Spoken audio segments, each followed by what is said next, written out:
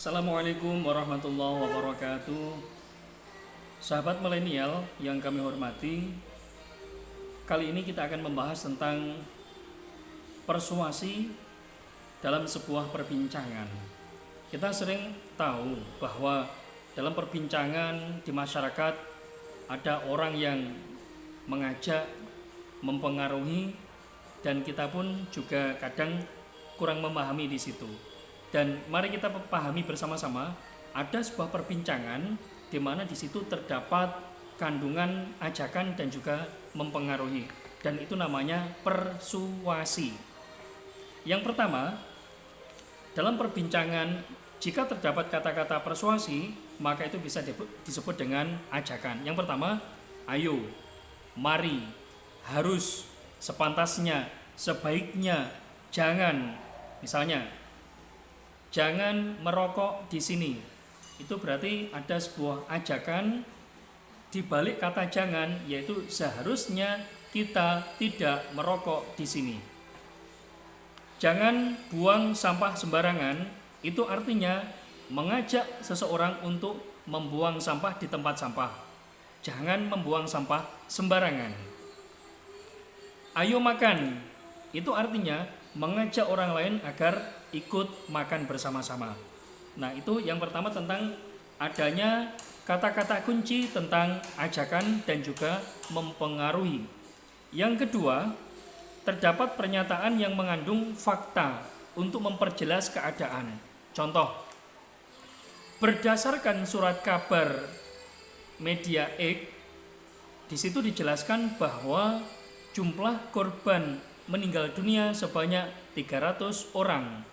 Oleh karena itu, sebaiknya kita harus mendonasikan harta kita kepada korban bencana. Nah, itu disertakan dengan data atau fakta yang sudah valid dari media massa tertentu. Yang kedua, menggunakan kata ganti kita. Sering-sering kita jarang menyadari dalam sebuah perbincangan kita harus memajukan organisasi ini bersama-sama.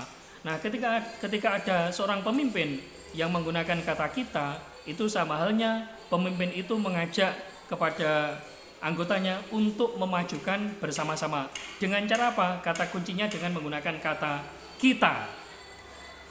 Berikutnya,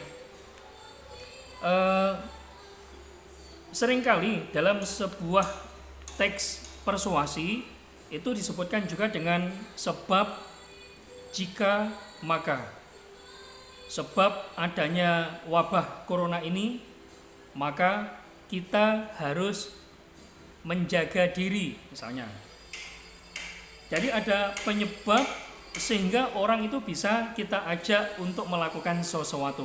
Adanya sebab sehingga orang bisa kita pengaruhi untuk melakukan sesuatu. Nah, itu namanya ada sebab, jika, maka. Jika maka itu digunakan untuk memperjelas sebuah keadaan supaya keadaan itu bisa kita pengaruhkan kepada orang lain, supaya keadaan itu bisa untuk mempengaruhi orang lain. Nah, yang terakhir itu kita menggunakan kata diharapkan.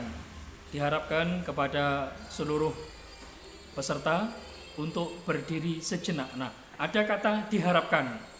Diharap hadir tepat waktu. Nah, itu harapan. Harapan sama halnya dengan persuasi. Oke, itu aja yang dapat saya sampaikan. Selamat belajar. Mari kita terus memahami konteks atau teks perbincangan yang ada di masyarakat kita. Akhir kalam, wassalamualaikum warahmatullahi wabarakatuh.